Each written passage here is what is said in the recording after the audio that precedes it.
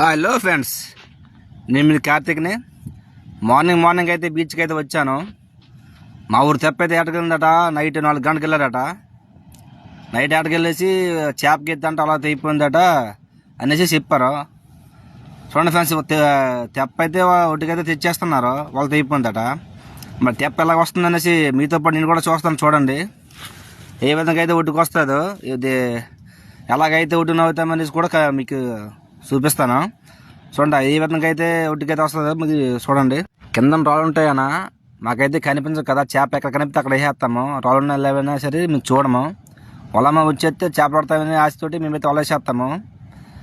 అందువల్ల చేప అయితే ఉంటుంది, కానీ వాళ్ళైతే తెగిపోతే మాత్రం ఆ చేప అయితే బయటకు వెళ్ళిపోతుంది.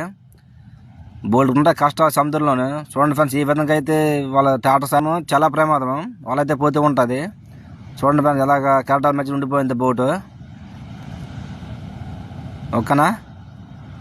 ఇంక తోడైతే ఇంక వేయలేదు. చూడండి మీకు కూడా కనిపిస్తుందో. పైన టాటా కూడా ఉంది, అదే టాటా కూడా కనిపిస్తుంది. చూడండి అలాగా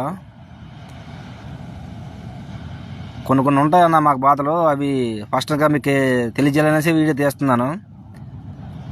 లైక్ కూడా ఫాలో చేయండి. మరి మంచి పెడితే మళ్ళీ కలుద్దాం. ఇలాంటివి మళ్ళీ పెడుతూ ఉంటాను. ఓకేనా ఫ్రెండ్స్?